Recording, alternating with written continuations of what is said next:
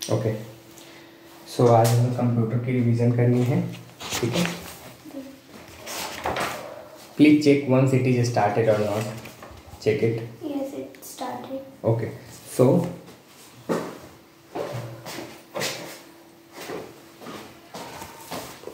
Please tell me, पहला कौन सा चैप्टर आ रहा है आपका? पहला चैप्टर 5 पाइथन आ रहा है आपका। वो मार्क्ड होगा उसमें। फिर PHP आ रहा है, फिर डेटाबेस आ रहा है आपका, और नहीं, फिर डेटाबेस, हाँ। Yes, database is coming and cyber ethics and then after robotics आ रही है, ठीक है। फटाफट करते हैं, ठीक है। सबसे पहले स्टार्ट करते हैं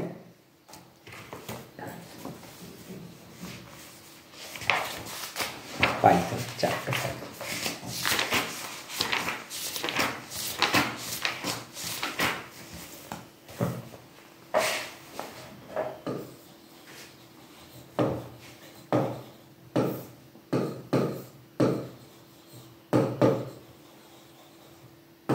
देखो, Python basically it is a programming language.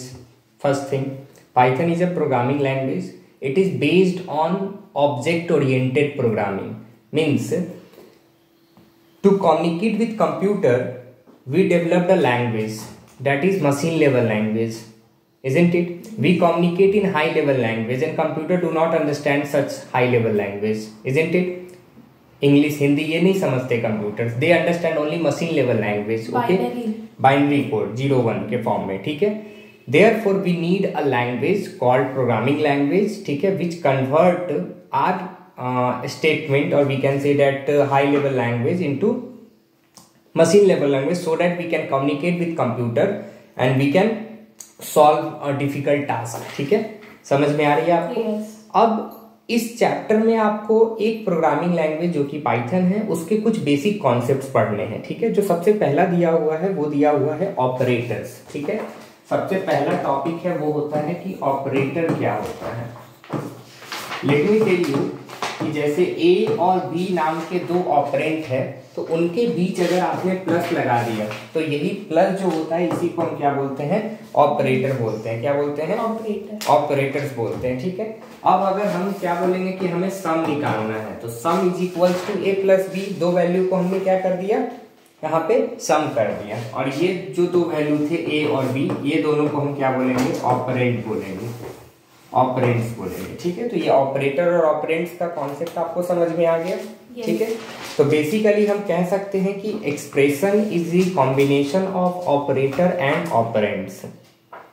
Expression like algebraic expression in mathematics, we can say that the combination of constant variable mathematical operation is said to be algebraic expression. Similarly in Python programming, operand and operator, यहाँ plus minus multiply divide ये सब जो होंगे ना, इनको हम क्या बोलते हैं? ऑपरेटर बोलते हैं, ठीक है। क्या बोलते हैं? ऑपरेटर बोलते हैं। और ये ऑपरेटर जो दो वैल्यू के बीच में लग रहा होगा उनको ऑपरेंड बोलेंगे, और इन्हीं दोनों की कॉम्बिनेशन जो होगी वो एक एक्सप्रेशन कहलाएगा। यहाँ तक क्लियर है आपको? अब बहुत सारे हमारे क्या होते हैं? ऑपरेटर्स होते हैं इसमें, ठीक है। सबसे पहला जो होता है वो होता है अरिथमेटिक ऑपरेटर। सबसे पहला जो होता है वो होता है अरिथमेटिक ऑपरेटर। अब देखिए अरिथमेटिक ऑपरेटर में क्या होता है। अरिथमेटिक ऑपरेटर में सबसे पहले इसको दो पार्ट में बांटा गया है, एक है यूनरी और एक है बाइनरी। यूनरी और दूसरा है बाइनरी, ठीक है। यूनरी ऑपरेटर बेसिकली हमेशा they work in a single operand, हमेशा ये सिंगल ऑपरेंट के साथ यूज होता है। जैसे a इज इक्वल्स टू हमने 5 लिख लिया तो यहाँ इज इक्वल्स टू का जो साइन है ये हमारा ऑपरेटर है, और बाइनरी मतलब ये दो ऑपरेंट के बीच में लगेगा। जैसे हमने बोला कि sum is equals to a plus b, यहाँ पे इक्वल्स टू और प्लस का साइन, ये दोनों ऑपरेटर है, और a और b और इवन दो सम भी जो है ये सारे ऑपरेंट है। यहां तक क्लियर है आपको कि बाइनरी और यूनरी क्या होता है, ठीक है। समझ में आ गया आपको? अब बाइनरी ऑपरेटर्स के बहुत सारे एग्जांपल्स हो सकते हैं। बाइनरी ऑपरेटर्स आपके हो सकते हैं क्या क्या, वो देख लेते हैं। Plus minus string means multiplication के लिए। फिर इसके बाद आता है एक अपने पास डिवीजन, ठीक है। डिवीजन के लिए हम स्लैश का यूज करते हैं, ठीक है। यहाँ तक समझ में आ रहा है आपका। एक मॉड्यूल भी होता है जो डिवाइड करता है तो रिमाइंडर देता है। हम लिखते हैं यहाँ पे मॉड्यूल लिखते हैं, जो कि क्या करता है कि जब डिवाइड करता है, डिवाइड करने के बाद रिमाइंडर फॉर्म करता है। जैसे कि 2 को 5 से डिवाइड किया, 2 को 5 से डिवाइड किया तो 2 टाइम्स में 4 लगा और नीचे 1 आ गया, तो 1 इज अ रिमाइंडर। जब रिमाइंडर आ रहा होगा तो वहां पे हम मॉड्यूल का यूज कर लेंगे, ठीक है। इसके बाद अपने आता है अपने पास एक्सपोनेंशियल। एक्सपोनेंशियल के लिए हम डबल स्टार का यूज करते हैं। एक्सपोनेंट आपने फॉर्म पढ़ा होगा, जैसे कि लिखते हो आप 2/3 पे पावर 2 लिखते हो। अभी आप कंपाउंड इंटरेस्ट के क्वेश्चन सॉल्व कर रहे थे तो वहाँ एक्सपोनेंट का फॉर्म यूज कर रहे थे, ठीक है। अब जैसे यहाँ पे लिखा हुआ है कि 3 स्टार 2, तो इसका मतलब ये होगा इन पाइथन प्रोग्रामिंग कि हमें क्या करना है, 3 का स्क्वायर लिखना है, जो कि हो जाएगा 9, ठीक है। तो ये सारे आपके कौन से एक्सप्रेशन हो गए, बाइनरी ऑपरेटर्स हो गए, ठीक है। समझ में आ रहा होगा, तो आगे बढ़ते हैं, ठीक है। अब आता है अपने पास क्या, स्ट्रिंग ऑपरेटर, ठीक है। दूसरा जो है स्ट्रिंग ऑपरेटर है। डाउट होगा आप पूछ सकते हो। स्ट्रिंग ऑपरेटर क्या होता है? स्ट्रिंग ऑपरेटर में हमारे पास सबसे पहला है एक प्लस का साइन और एक है अपने पास रिप्लिकेशन। क्या होता है आपको पता है रिप्लिकेशन क्या होता है? बार बार रिपीट होना। सही बात है। और अगर दो स्ट्रिंग वैल्यू को ऐड करना होता है तो उसके लिए हम क्या यूज करते हैं, प्लस साइन का यूज करते हैं। तो अपने पास 2 टाइप के होते हैं ऑपरेटर, एक होगा सिंगल स्टार और एक होगा प्लस। जैसे लेट सपोज करो कि हमें क्या करना है, यहाँ पे लिखेंगे हिमांशु प्लस सिंह, तो ये दोनों को ये जोड़ देगा, हिमांशु सिंह लिख लेगा। तो यहाँ क्या किया कि 2 स्ट्रिंग का मतलब होता है क्या, वर्ड्स को अगर जोड़ने हैं तो उसके लिए हम इस ऑपरेटर का यूज कर लिए, ठीक है। किसका यूज कर लिए, प्लस साइन का यूज कर लिए, जो 2 स्ट्रिंग वैल्यू को क्या कर रहा है, ऐड कर रहा है। अब ये वाली जो है रिप्लिकेशन की जो होती है, ये रिप्लिकेशन क्यों यूज होती है, रिप्लिकेशन का यूज होता है कि अगर आप उसी चीज को बार बार लिखना चाह रहे हो, जैसे कैट पर आपने स्ट्रिंग डाल के 4 डाल दिया, तो इसका मतलब क्या होगा कि यही चीज सेम 4 टाइम्स रिपीट होते जाएगी। कैट लिखेगा, फिर कैट लिखेगा, फिर कैट लिखेगा, फिर कैट लिखेगा। तो एक रिप्लिकेशन होता है और एक स्ट्रिंग में क्या होता है, ज्वाइन करने वाले होते हैं, ठीक है। 2 ऑपरेटर्स होते हैं, ठीक है। स्ट्रिंग ऑपरेटर में कौन से होते हैं अपने पास, एक ज्वाइन करता है 2 स्ट्रिंग वर्ड को और एक जो होता है वो रिप्लिकेशन को रिप्रेजेंट करता है, ठीक है। रिप्लिकेशन का साइन ये हो गया और ज्वाइन करने के लिए हमने प्लस साइन का यूज किया। एग्जैक्टली, कॉनकैटिनेशन बोलते हैं, ठीक है। बढ़े आगे। अब अपने पास है असाइनमेंट ऑपरेटर। असाइनमेंट ऑपरेटर के लिए यूज करते हैं नेक्स्ट ऑपरेटर जो है थर्ड में, वो है असाइनमेंट ऑपरेटर। इक्वल्स टू, किसी चीज की वैल्यू को अगर रिप्रेजेंट करनी होती है तो आप कैसे इक्वल्स टू लिखते हो, a is equals to 9, isn't it और नॉट। तो यहां पे आप क्या कर रहे हो, एक किसी भी ऑपरेटर की वैल्यू को जब असाइन करनी होती है कि हाँ हम x की वैल्यू 10 लेके चल रहे हैं, तो वो इक्वल्स टू के साथ इसको असाइन करते हैं, ठीक है।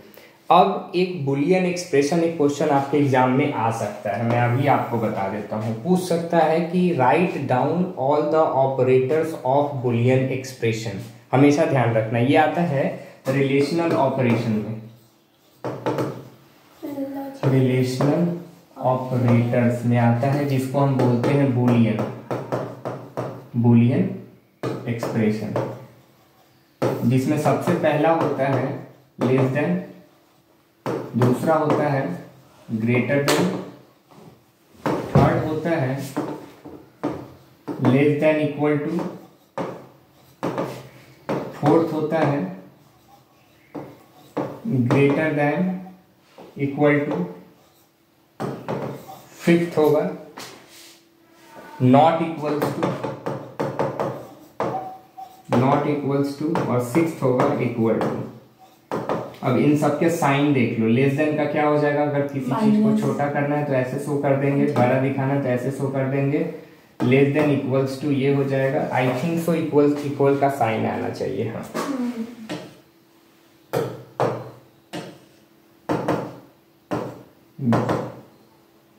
नॉट इक्वल्स टू में इस तरीके का साइन आ जाएगा, ठीक है, एक्सक्लेमेटरी मार्क और इक्वल्स टू, और इक्वल्स टू के लिए 2 इक्वल्स टू के साइन आ जाएंगे, ठीक है।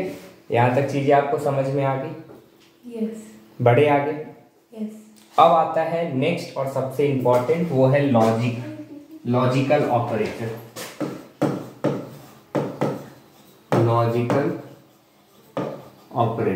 लॉजिकल ऑपरेटर्स में अपने पास क्या क्या है? तो लॉजिकल ऑपरेटर्स में अपने पास एंड और नॉट है। पहला है एंड, दूसरा है और तीसरा है एंड हो गया, और नॉट हो गया।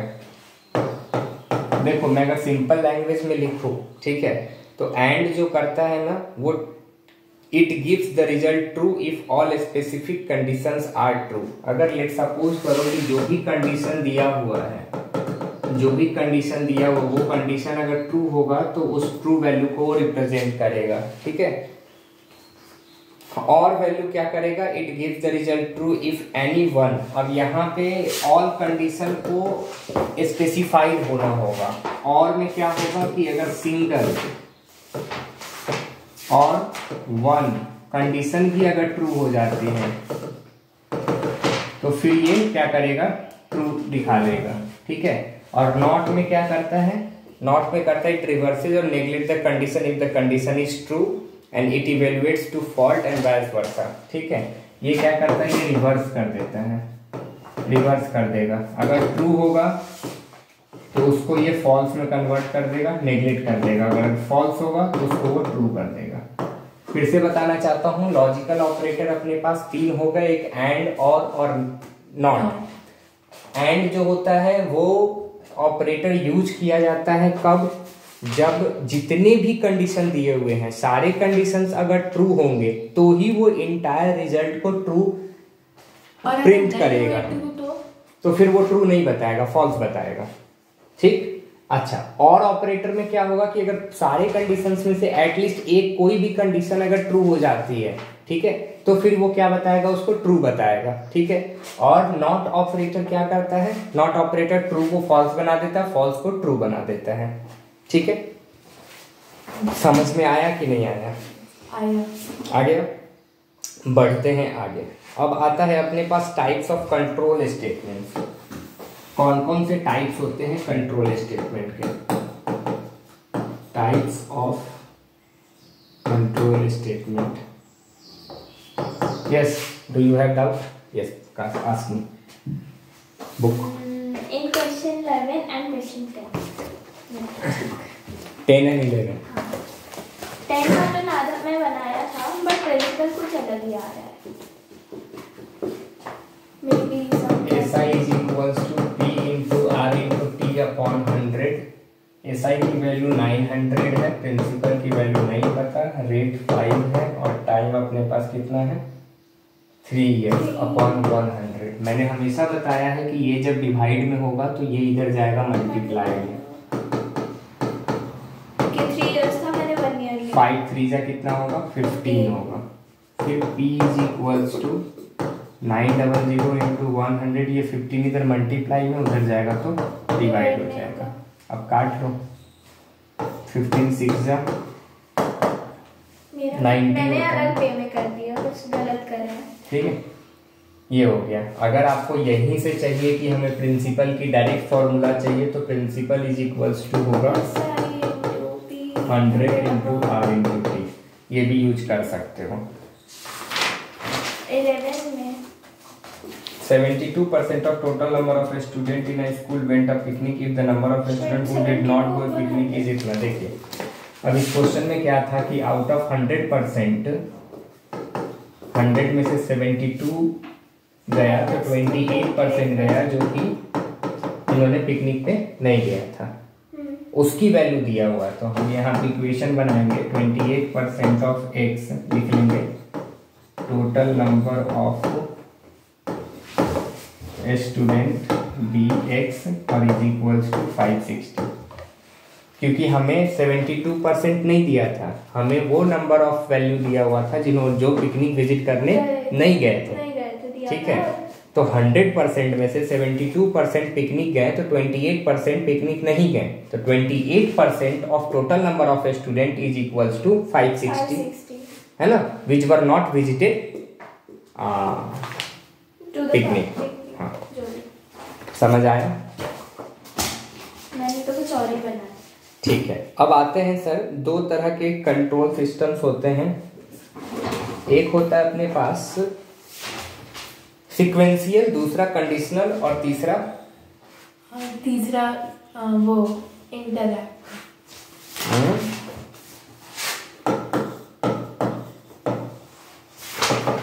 सीक्वेंशियल हो गया, दूसरा अपने पास क्या हो गया, कंडीशनल हो गया,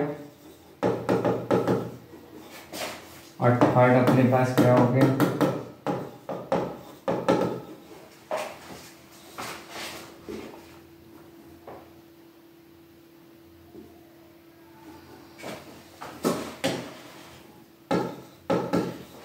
ठीक है।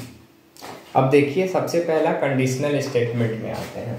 सबसे पहले तो मैं आपको बता देता हूँ सीक्वेंशियल, सीधा सिंपल सा लॉजिक आप समझो कि अगर हमने किसी भी प्रोग्राम को सीक्वेंशियल हमने क्या किया है, अरेंज करा हुआ है कि पहले ये वर्क होगा, फिर ये वर्क होगा, फिर ये वर्क होगा, फिर ये वर्क होगा, कोई भी उसमें कंडीशन नहीं है, सिंपल हमें अपने सीक्वेंस को फॉलो करना है। जैसे आपका एक प्रोग्राम सेट है क्लास का, कि क्लास 1 से 2 3 4 5 6 7 8 9 10th पे पहुंचोगे।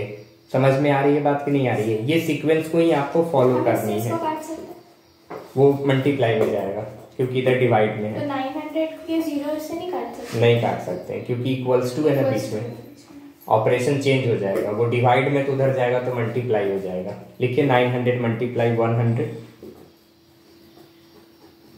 Is equals to p into 15, फिर p is equals to 900 into 100 upon 15 के टेबल में 90 आता है 6 टाइम में। यस, ध्यान दीजिएगा, मैं सीक्वेंशियल की बात करूँ तो सीक्वेंशियल में क्या होता है कि कोई भी कंडीशनल नहीं होते हैं उसमें स्टेटमेंट, सिंपल एक ऑपरेशन के बाद दूसरा ऑपरेशन उसके साथ साथ सीक्वेंशियल सेट रहता है, उसी को वो परफॉर्म करके आउटपुट जनरेट कर देता है। लिखा क्या है, sequential construction the statement in the program are executed in the sequential manner if one statement is followed by the other with no possibility of branching of the another action। कभी भी आगे का काम नहीं होगा जब उससे पहले वाला वर्क कंप्लीट नहीं होगा। मेरी बात समझ रहे हो कि नहीं समझ रहे हो? अगर मुझे सीक्वेंशियल अरेंज करना है इन 3 चेयर को, तो पहले मैं क्या करूंगा, इस चेयर को अरेंज करूंगा, फिर इसको करूंगा, फिर इसको करूंगा। मतलब नेक्स्ट वाला वर्क जब भी होगा जब उससे ठीक पहले वाला वर्क कंप्लीट हो चुका रहेगा। तो सिंपल सी लॉजिक आप समझो कि इसमें जो प्रोग्राम एग्जीक्यूट हो रहा है, program executed in sequential manner, sequential manner में ये क्या हो रहा है, अपना हो रहा है। ठीक है, अब आते हैं सबसे इंपॉर्टेंट एक कंडीशनल पे। सबसे पहला जो कंडीशनल होता है वो होता है इफ स्टेटमेंट, दूसरा होता है इफ एल्स स्टेटमेंट, और तीसरा क्या होता है, इफ एल्स। एग्जैक्टली। अब समझाता हूं मैं कि इफ स्टेटमेंट कब यूज होता है। इफ स्टेटमेंट तब यूज होता है जब पूरे के पूरे प्रोग्राम में सिर्फ और सिर्फ एक कंडीशन लगाना होता है। क्या लगाना होता है? एक condition. This statement is used to evaluate only one condition. ये चीज हमेशा याद रखना कि इसमें सिर्फ वन कंडीशन होगा। कितने कंडीशन होंगे? सिर्फ वन कंडीशन। इफ एल्स में 2 कंडीशन होंगे। अब मैं आपको समझाता हूँ कि 1 कंडीशन और 2 कंडीशन का क्या लॉजिक है। जैसे लेट सपोज करा आपने कि it perform a course action if the condition evaluate to true, otherwise it skip the statement. Simple सी लॉजिक है कि अगर आपने कोई एक स्टेटमेंट दिया, स्टेटमेंट ये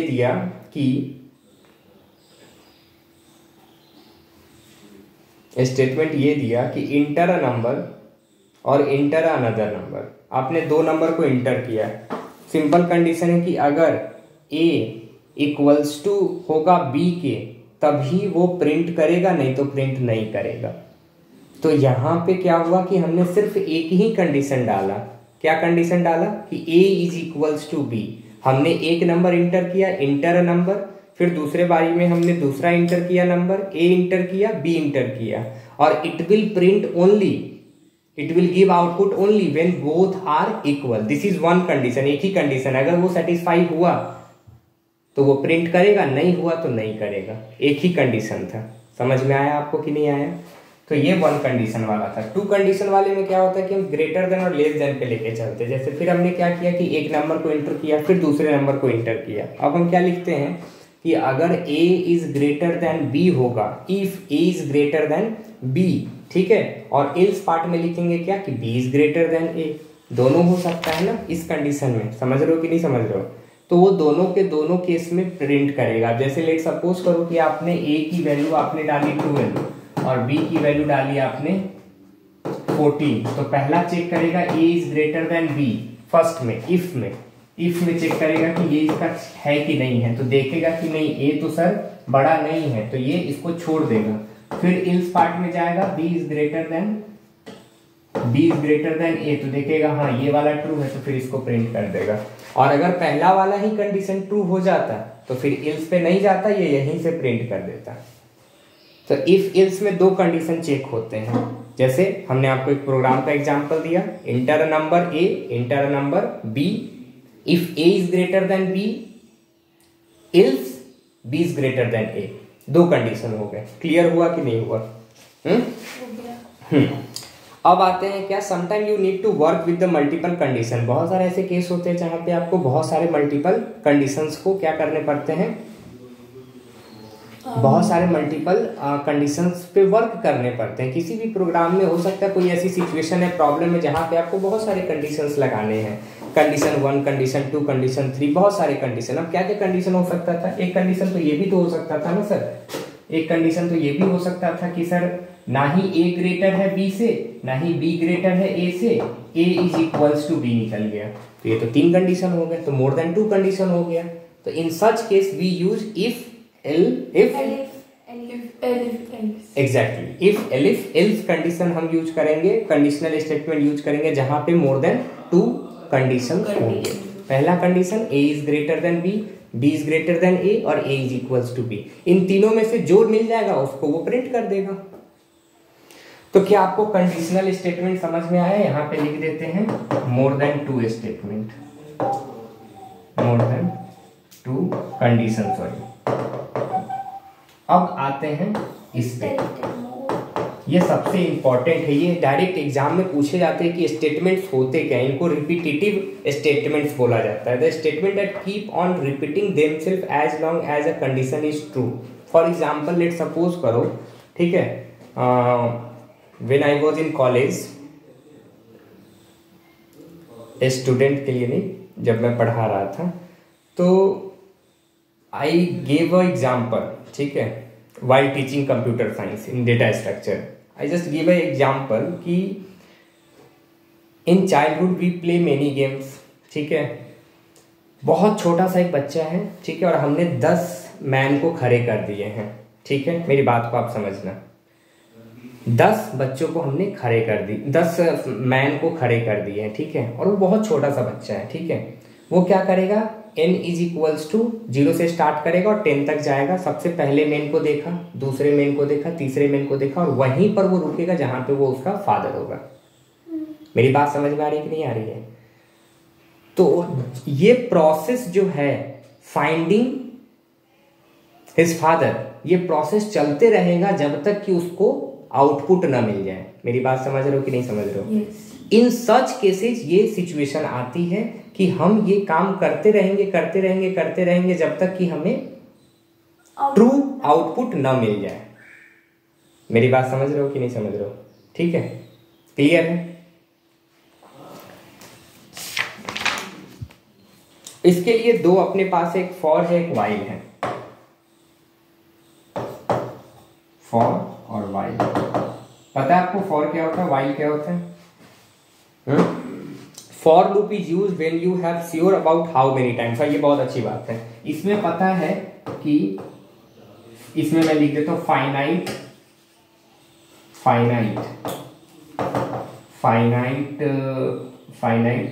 टाइम्स, इसमें लिख देता हूं इनफाइनाइट टाइम्स। जैसे मैंने अभी जो एग्जांपल दिया, ठीक है, अब एक और हो सकता है ना सर कि हमने मिक्स्ड फ्रूट को अरेंज कर दिया और एक छोटे से बच्चे को बोला कि एप्पल फाइंड आउट करो, तो वो सारे फ्रूट्स को एक एक करके आइडेंटिफाई करेगा और वहां जाके रुकेगा जहां उसको एप्पल मिलेगा। बट अगर उस बच्चे को पता नहीं है कि एप्पल, तो पता रहेगा, सिखाया जाएगा उसको, इट इज राउंड, ठीक है ना, we have to tell the properties of the apple, ठीक है। तो लॉजिक ये है सर, लॉजिक ये है कि जब अपने को पता हो कि नंबर ऑफ फ्रूट्स कितने हैं बिफोर फाइंडिंग एप्पल, ठीक है, नंबर ऑफ फ्रूट्स कितने हैं, तो अपने को पता होगा ना कि वो बच्चा मैक्सिमम कितने टाइम तक उस प्रोसेस को करेगा। 10 फ्रूट है तो 10 से ज्यादा बार तो वो ट्राई नहीं करेगा, अटेम्प्ट तो नहीं करेगा। In such case we use for, और हमें पता ही नहीं है कि कितने स्टेटमेंट्स हैं, कितने बार सेम प्रोसेस अपने को करना है। हम श्योर ही नहीं है कि ये टास्क को सॉल्व करने के लिए हमें कितने बार सेम चीजें करनी पड़ेगी, तो हम उसके लिए वाइल यूज करते हैं। ऑब्जेक्टिव में आ सकता है, ठीक है, ऑब्जेक्टिव आपके एक्सरसाइज में दिया भी होगा जहाँ पे एक जगह आंसर वाइल पे टिक होगा, कहीं ना कहीं देखो दिस लिखा है, the dot dot loop can be applied to a program where the number of condition is not known beforehand. हमें पता ही नहीं है कि वो कितने बार सेम चीज को करेगा, तो वहां वाइल यूज करेंगे। Dash loop is use when you are sure about how many times a loop body will be executed, तो for finite times loop executed, और इसमें इनफाइनाइट टाइम लूप एग्जीक्यूटेड। ठीक है, यहां तक आपका क्लियर हो गया?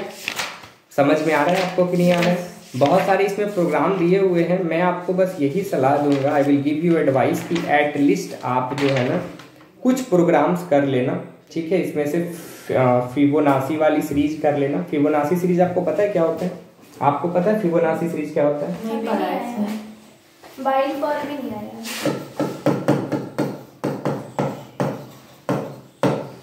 देखो मैं बता देता हूँ आपको फिबोनाची सीरीज क्या होता है।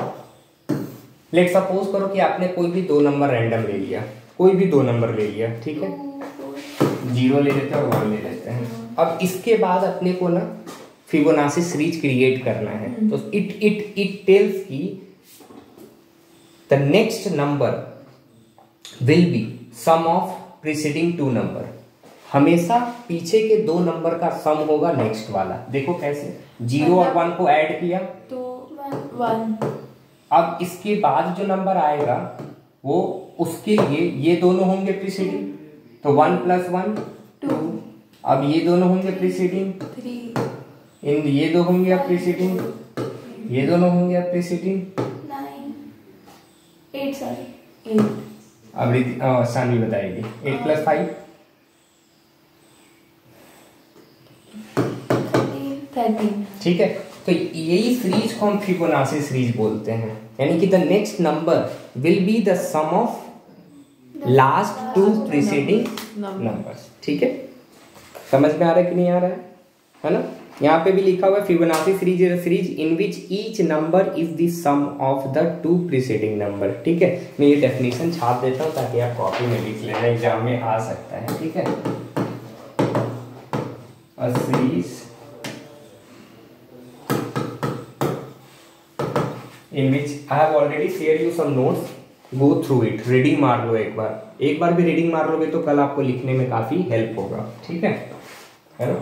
which in which each number is the sum of the 2 preceding numbers। ठीक है, क्लियर है यहाँ तक?